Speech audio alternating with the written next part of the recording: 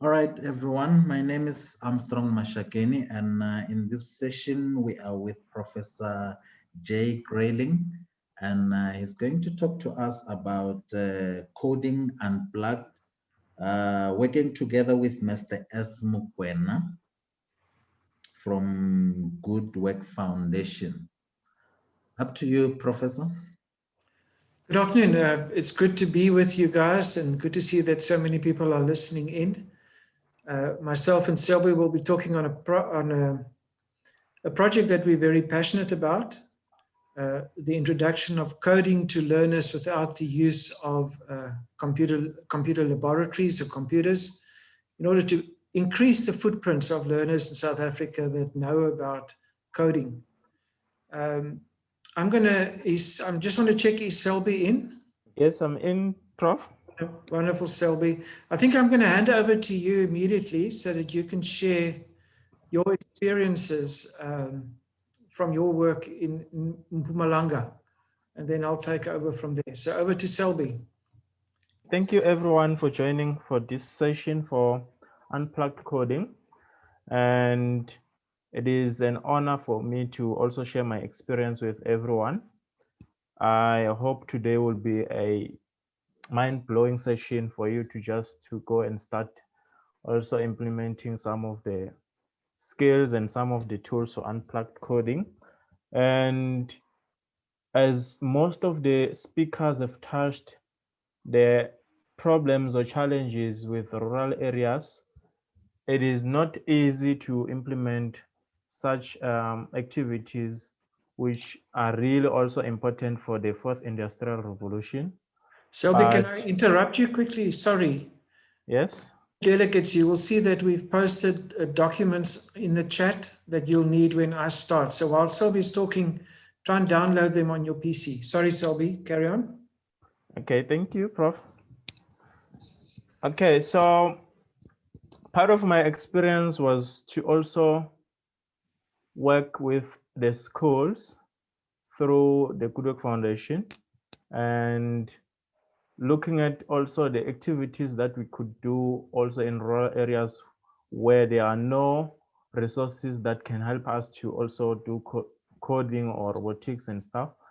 But fortunately, we realized that the most best way to approach this implementation was to also look at unplugged coding, which is where we look at accommodating all schools, regardless of whether it's on rural areas or whether we have got setting where there are none of the computers or digital gadgets. So we decided unplugged coding would be the best way because most teachers would be having so much fear in implementing or doing coding. And simply because when most teachers or most people in schools hear the word coding, then they think it's computer-based skills or teaching or learning. Meanwhile, it's all about the approach and it's all about the skills and the interest that you are trying to address. Then why not go unplugged? Because unplugged means you can do coding without the requirements of using computers, and you can also use coding tools such as the tanks and such as also the boards, which we also tried to accommodate different schools and different learners. And so from my experience, I worked with different individuals and also organizations, and mainly because I was also working with Good Work Foundation, working for Good Work Foundation and for some years, and which enabled me to also meet with people who grew me and also helped me to develop much on coding and to learn more, such as Prof. Greyling. So with the curiosity also to learn and also share the experience, share the learning with the communities and the schools, I had also taken the courage to do more research and also collaborate with anyone or any school that may be of interest to find out more about unplugged coding and also to see how we can utilize some of the digital tools, because we've got very friendly people who come and donate such things into the schools. Maybe it may be computers or tablets and stuff, but that's unfortunate because some of the teachers will still have so much fear to touch those things and to utilize them. But with so much learning and research, I've been also able to go into schools and also work with schools and see how we could also introduce some of the activities that can also be introduced in coding, and also ease the fear of the teachers of starting to do coding and starting to have the interest of these skills that we are trying to bring in. And what I've also realized was teachers get the fear because simply they are not well aware of what are the skills and what is this all about and how it can help them. So they can just see it as more work that they need to do, or more of the stuff that will disturb them on their curriculum expectations. And which is why it is important to also, as we are introducing these unplugged coding activities, for us to also explain that some of these activities are not far away from the curriculum expectations or the CAPS expectations that we or the teachers are doing at schools. So you can teach maths through unplugged coding activities. You can teach science through unplugged coding activities, which is why it is important to also let the teachers know that they should be they should be comfortable with these activities or these tools, because you can imagine if you're giving instructions for a learner to also get a desired output through coding, which is also given in an English, which is an instructional language. So which means that will help the learner to also take instructions, analyze them, and also act on the instructions. That is part of English learning at the beginning level. And you can also teach learners to also do graphing and do patterns and do all those algorithms, which will also start to line up the skills that you're also trying to address with mathematics or science and all that.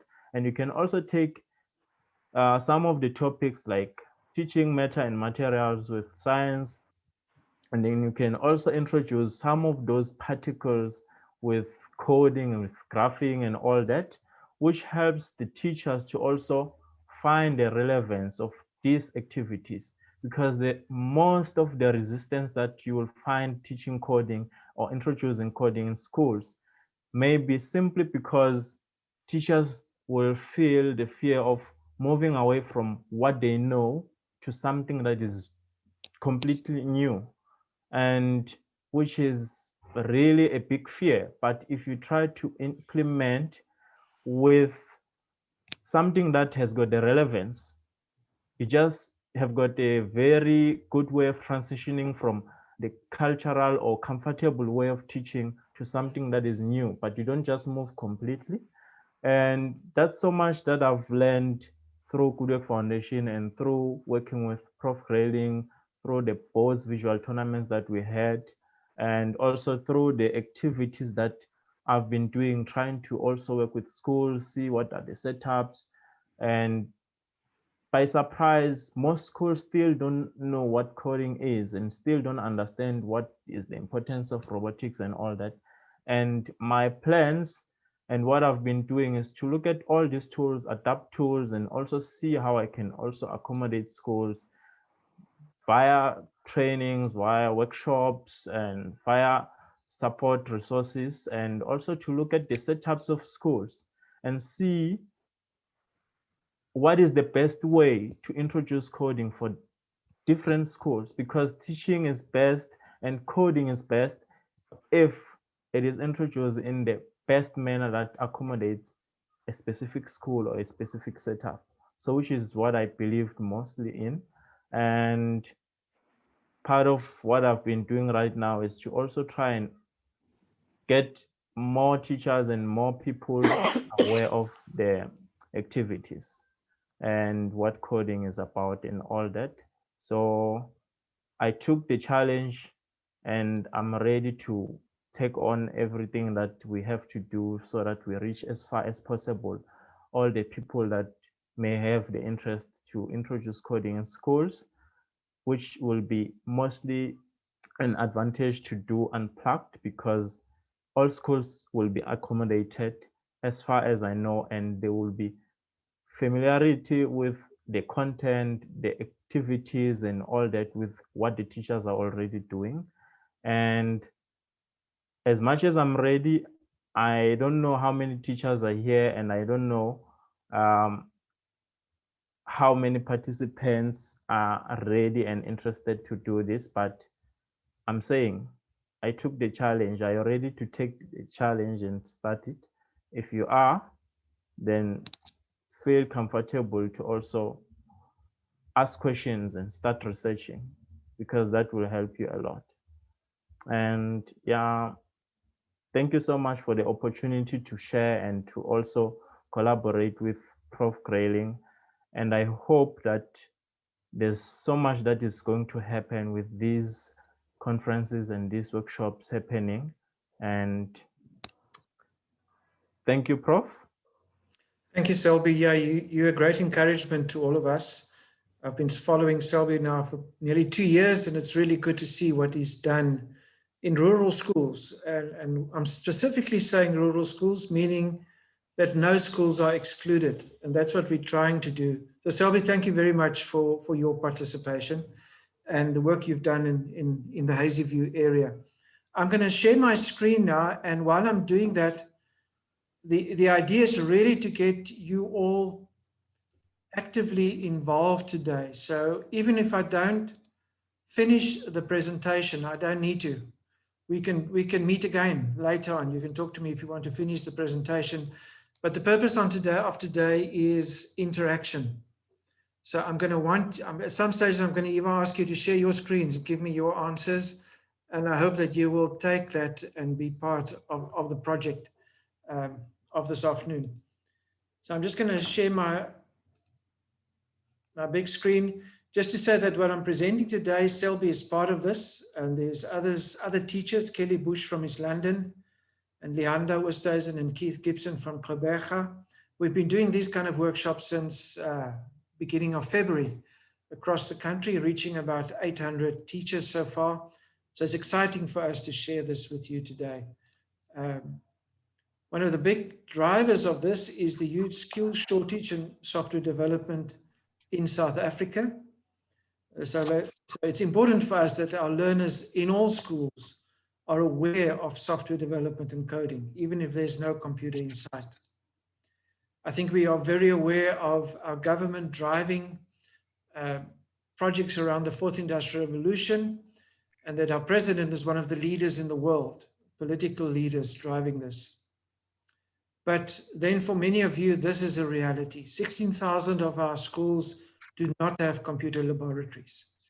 Many teachers, and there might be some of you listening now, really do not feel trained enough to present coding and robotics. And then we also find a lot of dysfunctional labs across the country because they are not staffed to maintain those labs. I've traveled a lot through the country presenting workshops with Coding Unplugged.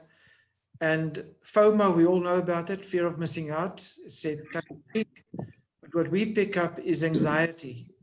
Learners, can I just ask someone is unmuted? If you could just mute yourself. Learners, parents, teachers, headmasters are aware of the fourth industrial revolution, but they're also aware of their lack of resources. So they get anxious, and we are trying to address this anxiety. The traditional coding kits, many of you have them, and I'm not against them. They're wonderful. If you can use Scratch or Lego Mindstorms or any other robots, go for it. They're excellent to introduce kids to coding and robotics, but they're also expensive. It's calculated for a school that does not have a laboratory now, it will cost around, on average, R1 million to have a connected lab. And there's 16,000 of them. a Lego Mindstorm robot costs 7,000 Rand, and probably maximum 6 kids can play with it at the same time. So often these wonderful tools are not enough to reach the bigger portion of our learners in our country. Just before I start with the actual activities, when we're talking coding unplugged, that is coding without computers, is it plan B or is it plan A? Up till about 3 months ago, I've dealt with this as plan B. Kind of putting it bluntly, the plan B for the poor school or the disadvantaged school. Until some of my graduates started writing to me and saying, listen, Prof, think again. The best way to introduce coding to people, especially primary school learners and also secondary school learners, is away from the computer, where they can work in groups, where they can work in practical activities, where there's interaction. That is where thinking happens the best. I know it's nice to have a photo of a bunch of learners sitting each behind a screen in a lab, but it's not the most efficient way to introduce coding to learners. So what we're talking about today is plan A, even for the well-resourced school. So this is the first activity. I trust that you managed to download the exercises. I'm going to give you now a minute or two. These are 6 commands. What you have is a person with, normally it's a shoe, because it's something that you have in class, and a chair. And you either stand behind the chair, to the left, to the right. You've got your shoe on your head, on the chair, below the chair. I want you to see how many of these posters you can sequence so that between one poster and the following one, only one thing moves. It's either the person moving or the shoe moving. The chair stands still. So you're not allowed to go from slide 1 to slide 2 having the person and the shoe moving, and etc. So I'm going to give you a minute or two, and then I'm going to stop sharing my screen, and I'm going to be brave and ask someone to volunteer to share their solution. You're welcome to ask me if you're unsure. I'm going to stop my sharing now. Prof, can you repeat that, please? So you've got 6. Oh, no, sorry, I stopped sharing now. You've got, let me just share it quickly again for you. You've got 6 posters there. For example, if you look at the first top left and the second left, and the middle one at the top, between those two, the person is moving and the shoe is moving. I want you to sequence these posters in a certain order so that between one poster and the next one, either only the person is moving or the shoe, not both. So if we take the top left and then the second left at the top, the person is moving to the left of the chair and the shoe is moving to the head of the person. So you can't, that's not a valid sequence. I hope that makes sense. So as soon as someone is okay, Prof. As soon as someone ready to share their solution, I trust that you've managed to download exercise 1. Tell me. This is where I'm brave and hoping that some of you will interact. Otherwise, it's going to be a one-way traffic. I'm going to give you, say, a minute. I see people are asking the exercises. They were on the chat when Selby started talking. It's Word documents. So we're talking about the Word document called Exercise 1. There's 6 of them. I guess we won't get to all 6, but they are in the chat if you want to download them so long. Is there anyone brave enough to share their screen and to show me their answer? Unfortunately, I can't wait too long. Otherwise, we won't be able to do enough exercises. Any volunteer? Going?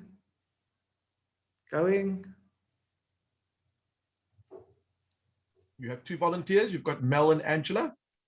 Okay, Mel. Mel, you're welcome to share your screen and show me your solution. Don't be shy. Okay, I'll describe it because I didn't move it around. Okay, so let me share my screen so the people can see the different options. Okay. So what is your first one? Okay, so sorry, let me just look at your Sorry, can you just move it a bit down? Yeah, I can't really move my sharing. Just speak through your, let's do the first 3 slides in your sequence. What is your first slide? Just explain. Where's the Okay, person? so let me just look back at it. So I think with the one I downloaded, the first picture was the boy has a shoe on top of his head. Yes. And then what I did Where's is the boy? Where's the boy relevant to the chair? he is, from my side, he's on the left. Okay, so that would be on the PowerPoint, the top middle one, yes? Yes. And then on my document, then I decided to choose the boy moving to the right of the chair, Of the but chair. still with the shoe on top. Okay, so there's the trick. Notice the boy's moving, but because the boy's moving, the shoe is also moving. So that is not a legal move. Okay. Okay. Okay. Yeah, that's a trick. But who was the second person that wanted to try? Angela? Can you share your screen? I can, but I see that it's not actually completely right. But anyway, I'll share it. Yeah, this is for Because fun. I see the problem is the second. So what is your first one? Oh, can you not see? Is it not sharing? Just yeah, we can see. We can see. Yeah, but I see that the problem is here. Can you see where I'm pointing? I'm not sure whether the cursor shows. We can see your cursor. So I think from here onward, it goes correctly, but here's a problem. Okay, so you didn't move them around. I did. Oh, okay. Okay, let me quickly show mine. I'm very aware that we're gonna, if you could stop sharing, Angela. Okay, so I'm just gonna quickly share mine and see whether we can.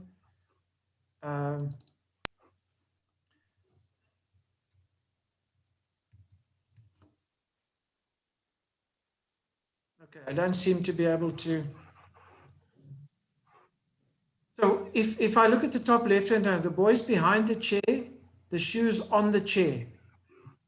So what would be a valid next move is going on the screen here, going to the bottom middle one where the boy moves to the right hand side, the shoe doesn't move. And then the boy stays on the right hand side and moves the shoe to the bottom of the chair. So only the shoe moves. So you try to get that kind of sequence. Okay, so the reason for this exercise, maybe I'll show you, this is kids in Mthatha playing the same game. Lusanda Makungo does great work with Unplugged Coding in Mthatha and Somo. And this was her kids playing grade 1s, I think, playing the shoe game. So why this exercise? Why would we have this exercise? The first step of this exercise is simply just holding up the poster and the child does what's on the poster. So the child puts the shoe where the poster puts it and goes and stands relative to the chair that's on the poster. Anyone wants to tell me why would this be a very good way to start with coding unplugged? Just shout out if you know the answer. Hi there. Good afternoon, everybody. Good afternoon, Professor. I actually had a different sequencing of it. Okay. But it also helps him to do critical thinking and also strategic thinking. So for me, that's important that they can think and also find problem solving. So that's vital to code.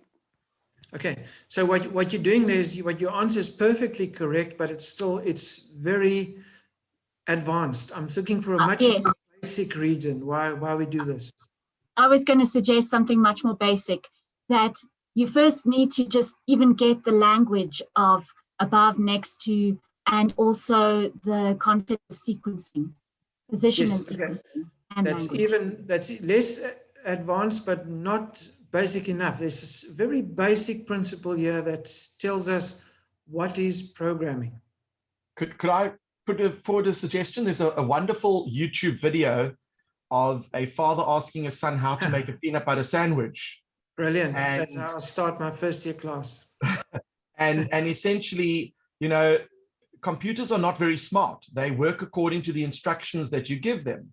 Yeah. So if your instructions are not basic enough, you're not going to accomplish the task. And obviously, you have to be able to follow an exercise step by step. So are you able to put several steps in a row that will accomplish the task? Yes. And even more basic, when I start any of our Unplugged workshops, I ask the kids, what is a computer program? And the basic definition is a computer program is a list of instructions that tells the computer what to do. That's it. So when you play with these posters, they're a list of instructions that tells the children what to do. And they can immediately understand what a program is. The peanut butter sandwich is a good example. So you would say, whenever your mom or dad bakes a cake in the kitchen, the recipe is the program. It's a list of instructions that tells the cook what to do. So this is a very nice, fun activity to start off with. And there's different variations of this to introduce coding to kids. So you like making a peanut butter sandwich is one, the other is brushing your teeth, getting dressed, making cereal. So you can ask the kids just to write down the instructions or even draw them. As you see here on the left-hand side of the screen, draw them so that the drawings becomes the instructions. And that's a program, a list of instructions that tells a computer what to do, or in this case, a list of instructions that tells a person what to do. Quick feedback. I'm very aware we're not going to finish, but maybe we can arrange another meeting later on in next week or sometime. What are games that kids play that are very good examples of computer programming, since you now know that it's a list of instructions? Can anyone just shout out? Try and give people a chance that haven't spoken yet. I don't want the same people talking the whole time. What are good examples of games that kind of explain what coding is? Snakes and ladders. Snakes and ladders is commands as you play, you do and you respond. I'm looking for more physical games outside on the playground. Murabarabo. Yes, I often hear that. Unfortunately, we don't have time now for you to explain for those who don't know, but that game always comes up. Hopscotch. Hopscotch, brilliant, because hopscotch has the numbers on and that determines how you must jump. So that is a list of instructions that tells the kid how to jump through the squares. Chess. Others? Chess. Chess is not really, chess is much higher level. I wouldn't use chess at this stage. Chess is algorithms and patterns that's much further down the line, but it's also a code, but not at this stage. The very obvious Tetris. Sorry? Tetris. Tetris. Sorry, your sound is not clear. A very obvious one is Simon Says. These posters are actually Simon Says. And then I don't know how many of you have seen Twister. The one on the right-hand side there is also a form of coding. Yes. Okay, unfortunately, we need to move on. I'm watching the time. Very important to know, is it only about coding? When we're talking coding and robotics in schools, the thing that I want to emphasize, whether it's at a school or a science center or an NGO in the community, coding is not the purpose. Coding is not the objective. Coding is just a way to make problem solving fun. And that is the objective. We need to teach learners how to solve problems. It doesn't make sense for me to teach them a few commands and they can design a website. That's not problem solving. That's just applying a few lines of code. We need to teach them to solve problems. And therefore, computational thinking or activities that kids can do that help them solve problems, for me, especially at primary school, is much more important than spending time on teaching them to program in Java or C# or Python or HTML or programming a robot. That must be done, could be done. let me say could be done. But if it doesn't feed into teaching them how to solve problems, we're missing the point. Because that is the biggest need we at university needs from matrics. Not that they can code. They must be aware of code. 20 out of my 200 first years have coded at school. But if they can't solve problems, I can't teach them coding. I can't teach them maths. I can't teach them science. They probably can't even write an essay. So problem solving is what we need to do in these curricula. This is a well-known saying from Keith Gibson here in Quebec. He says, you cannot translate from English to French if you cannot speak English. That means it doesn't help you can code, but you can't solve problems. What are you going to do with the code that you write?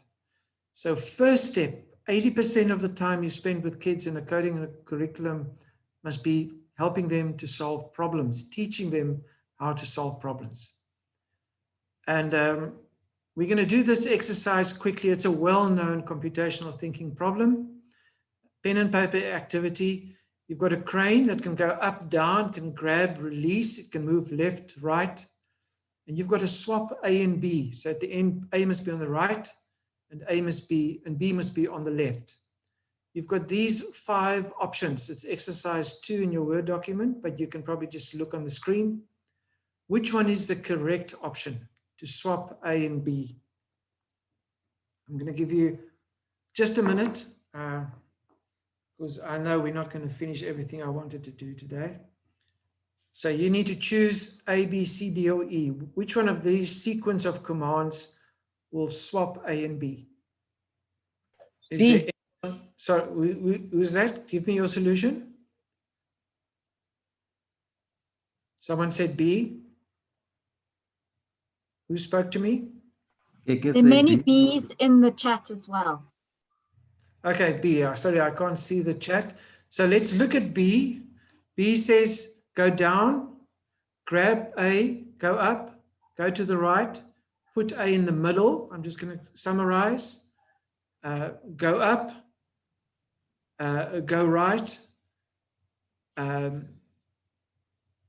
not following myself. Go right, down, grab B, go up, go left, and then put B down in the middle, then go up, go right, go down, grab A, go up, go right, go down, and release A, and A is then on the right-hand side.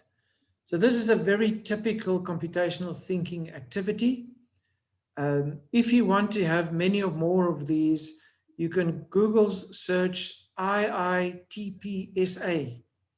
Institute of IT Professionals South Africa, talent search. It's an annual computer Olympiad that can be done on pen and paper. They've got all the previous activities there. So I would really recommend that you get hold of them. There's also co.org and many others, but IITPSA is the own South African one, talent search. And I would encourage you to do these kind of activities weekly, whether you're in school or at a science center or in a community. I know there's a coding club in a township outside Port Alfred that are doing these activities now weekly with the learners in their coding club. Excelsior Primary School in Quebec, this is their computational thinking activities. We don't have time to explain what they're doing here, but the teacher went on Pinterest, just said computational thinking, and got some fun activities that she could do in her class. This is also part of a coding club after hours. And this is not a well-resourced school. The tool she uses is very cheap stuff to have. You don't need a lot of money to buy them. We are busy, and you can contact me afterwards, putting together computational thinking activities for foundation phase. This is one typical example from grade R to 3. Kelly Bush in East London is working on that, and we're hoping to make that available sometime in August. And then Keith Gibson has put together 40 activities already, which we are distributing via email at no cost. And he's working on the second set. Most of these he developed himself. So you'll get my email address afterwards if you want copies of these activities. I'm going to quickly do 1 or 2 activities before our time runs out on the Tanks coding app. It's an app that we developed in 2017, my honor student Byron Batterson, and we use cell phones and customized tokens to introduce coding concepts to learners. We've, in practical workshop, reached over 20,000 learners already, and our coding kits have been distributed to probably 300-400 schools across the country. So the basic task in the tanks is that you've got to move a tank to a destination. There's 35 levels that get more and more complex. And as the learners do these levels, they are introduced to most of the coding concepts that I would teach a first year, just by using tangible tokens, puzzle pieces, and a very standard smartphone. So in this scenario, the tank needs to move backwards, turn left, and then move forward twice. So the learner packs out the code using the puzzle pieces, takes a photo of the code. When happy that it's the correct puzzle pieces that were recognized, you press yes, and your tank moves. So in this scenario, sorry. Okay, so the tanks game makes use of puzzle pieces. We obviously can't do that game now, so I've done a paper version of this. That would be exercise 3 in your Word document. So you've got the tank there. It's got to move to the star, and you've got these different commands that you need to put in a specific sequence to get the tank to the star. I'm going to leave you to it, and you can see whether you can do it.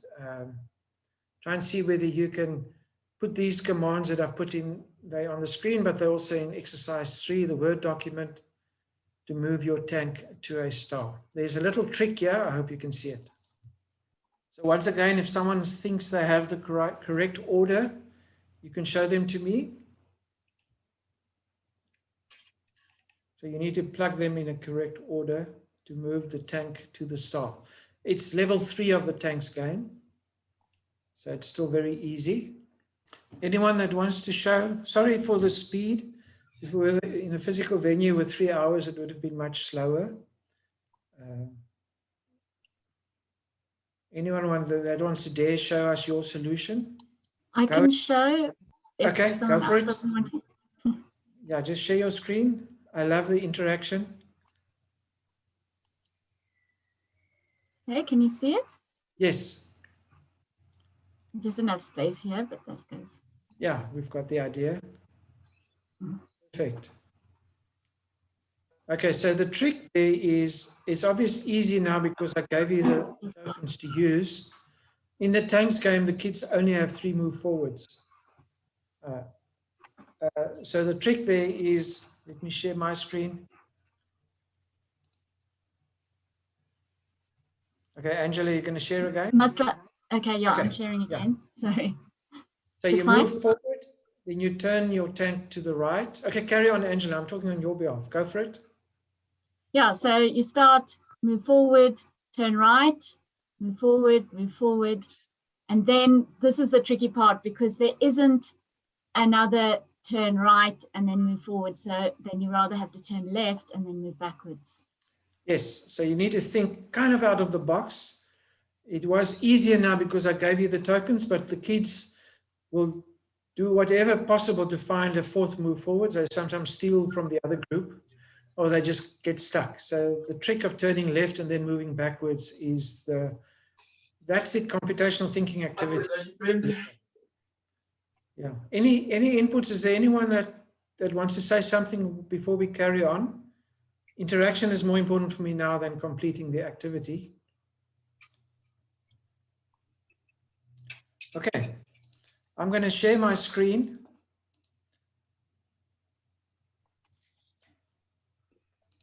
I'm going to keep it like this so I can play around on my, this is a pen and paper activity, slightly different to tanks. You start with your, let's call it your pen or your pencil in the top left-hand corner of the grid. At this stage, no blocks are colored in. And then you've got the commands move right, move left, move down, move up, and color. So just to give you an example, if I wanted to color those first 2 blocks in the top left-hand corner, I would say color, right, down, color. Color, right, down, color. So I'm going to give you another minute or so on paper, just with a pencil or whatever. Write down the commands that would fill in, that would color the diagonal blocks from the top left to the bottom right. Just do it on paper. Color. Well, I'm showing the solution, I shouldn't. It's color. And I don't write it, don't shout it out yet, just do it for yourself first. Down, color. Color. Right, right. Down, color. Color. Right, right, right. Down, down. Color. Okay, let's look at this. Someone gave me their solution, but I think they maybe misunderstood me. So the solution here would be color, right, down, color. Right, down, color. Right, down, color. Right, down, color. So that would be the solution. Color, right, down, color, right, down, right. So what is the obvious thing that you see here? Anyone? Remember, we're still talking coding. You have some sequencing. You've got sequencing or patterns. You've got C Loop repeated patterns. 4 times. A CRD, loop, yeah. CRD, CRD, CRD. And then very important to see that you've got this last C that's not part of the repetition. So in terms of coding, if you want to do it on paper, the way we would write it would be, say, repeat 4 times. What do I repeat 4 times? C, R, and D. C. Sorry, someone is not muted. Just make sure you're all muted. You say end. So this command says repeat CRD 4 times. Just the jargon in coding. The repeat is called normally the for loop. It's a loop. A loop means something is repeated. And in most programming languages, this would be called a for loop. The CRD is called the body of the loop. What is repeated? And then the end is the part of the program that says, now we stop repeating. Whatever comes after this is not repeated. So if we put the C at the bottom, that last C would not be repeated 4 times. Okay, I hope that makes sense. Right, so if we go to the next slide, can anyone tell me, using their gut feeling, and let's see whether someone can talk now that's never spoken before today in this workshop, how many times will the tank move forward?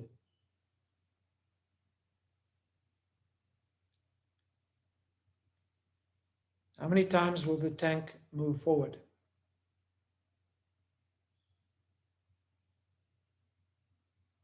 Anyone?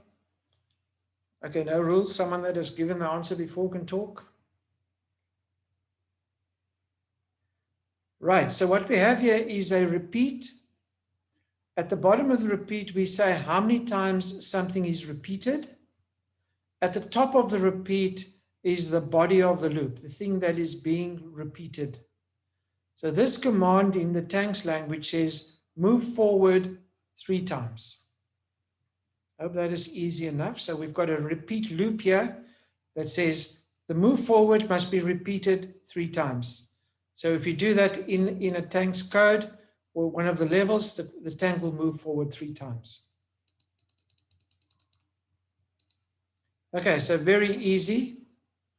Quickly see whether you can put together the commands that will move the tank to the star.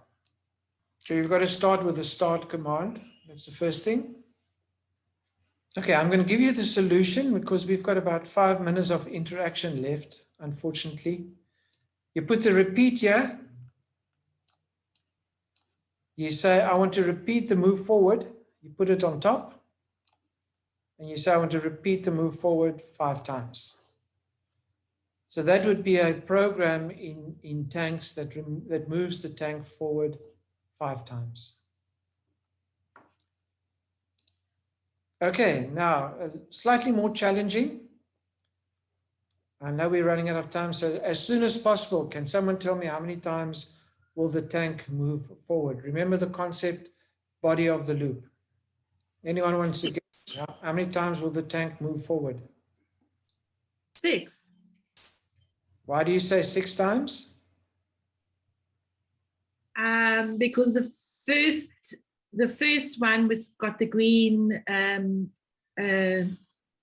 outline, is move forward. So that's 2, and then repeat that times 3. Yes. So the body of the loop is move forward, move forward. How many times is the body of the loop repeated? 3 times. So you move forward 3 times. That means you move forward 6 times. Okay, I'm running out of time, so I'm not going to do all the other activities, unfortunately. I just want to show you the other loop that you get in coding. It's called the while loop. And the while loop says, it's the same as the repeat loop, but it has a condition when it's for it to continue. So the condition for the while loop says, while my path is clear, while there's not a wall in front of me, or rubble, if you know the tank's game, just keep on moving. So while my path is clear, move forward. So the tank will move forward until it hits the star, and it will terminate. Okay. Last challenge. This is just kind of higher grade challenge before I close. We've got 5 minutes. How many times will this tank move forward? Slightly a deeper thinking. This is called a nested loop. And I'm really rushing you now through first semester of coding. So don't feel bad if you get lost. Anyone can just shout out how many times you think it will move forward, and then we'll discuss. Quite a few in the chat saying 9. 9. Okay, oh, you're a brilliant class. 9 times. Brilliant. Why is it 9 times? The body of the loop is what's on top of the repeat. So that's the body of the loop. What is the body of the loop? It's moving forward 3 times. That's the body of the loop. So the body of the loop, which makes the tank move forward 3 times, is repeated 3 times. So it moves forward 9 times. Okay. So just a few slides to close. We've got the Tanks School Kit. That is our main resource that we make available to schools. Schools either buy them from us at 3,000 Rand, or we get corporate sponsors. Now, over Mandela Day, we're distributing 60 of these kits to schools across the country that have been sponsored by corporates. If you are interested in either buying or becoming a potential beneficiary, talk to me and I'll keep you on a list. Then we have the Boats School Kit that is for foundation phase. You'll see there's the shoe problem. There's 10 activities that can be done with grade R to grade 3 kits developed by Kelly Bush from Hudson Park in East London. And it's mainly physical activities that does not need a lot of resources. The Boats Kit is 1,500 Rand, or they're also sponsored. We're distributing 100 of them across the country for Mandela Day. All these activities, all unplugged activities, should preferably be done in groups. It's not an individual activity, and we really encourage people to do it in groups. With all these activities, the tanks and the boats, you can have tournaments. On the right-hand side, we had 100 learners playing in Gqeberha last year, February. And I was the only facilitator, and we had a winner at the end. Coding clubs. A lot of schools are using our resources to start coding clubs. And as I said, in Nelson Mandela Township in Port Alfred, there's a coding club that gets together every Sunday evening. But there's more and more of them starting off across the country at the moment. What's nice about this is the learners drive it. The teachers do not need to be experts. We have instructional videos, etc. So the learners can drive this over breaks, and they can even drive their own coding clubs. We have virtual tournaments. We currently have a virtual coding tournament. Anyone can still join. It runs till the end of next week. I'll show you my email address afterwards. You can talk to me and I can get your learners participating very quickly and very easily. They play from home. And I've got learners all over the country playing now 24 hours a day, and their scores come into my laptop. What are we trying to do with Coding Unplugged? We are trying to expand learners' career dreams. Yolanda Jordan read the Da Vinci Code in grade 7 in Mount Frere, and just reading about algorithms made her dream about studying computers one day, and 5 years later she enrolled for a computing degree at our university. And that's what I say when I'm in a dream. The excitement is mounting. It will help me when I want to work at VW so that I can program the robots there at VW. That's the kind of dream that we need to implant in our learners, even if we don't have computers. Thank you very much. I'm aware that we've run out of time. Please email me, or WhatsApp me, or follow us on Facebook.